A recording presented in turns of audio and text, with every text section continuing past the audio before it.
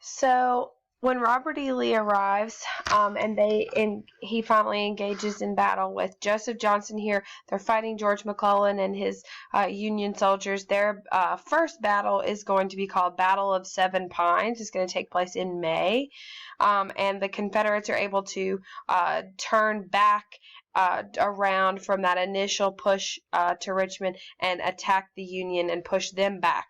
So neither side really wins. This Battle of Seven Pines, is more of a draw.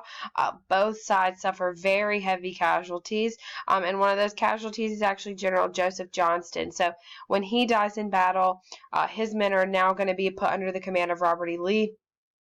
So Lee's going to be leading that campaign to protect Richmond pretty much from now until the end of the war.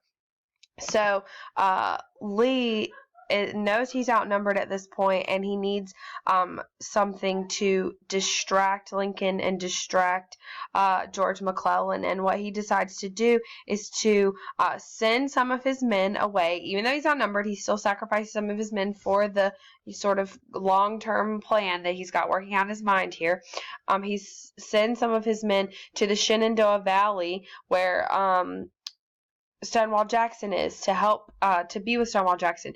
Doing this makes it look like Jackson is about to do something. So Jackson then begins moving, and it makes it look like he is about to attack the Capitol. So Lincoln's like, this is exactly what I thought was going to happen. Stonewall Jackson is going to try to invade D.C. or to attack D.C. So because of that, Lincoln refuses to spare any more troops to help George McClellan, and he can't. And really all of the Union now, their eyes are all looking at what Stonewall Jackson's doing, and while they're all looking at Stonewall Jackson, Robert E. Lee has his chance, and he attacks George McClellan in June. So the matchup this time is going to be a series of actually 5 battles that we all call the 7 days battles. 5 battles over 7 days. George McClellan is actually going to win 4 of these 5 battles.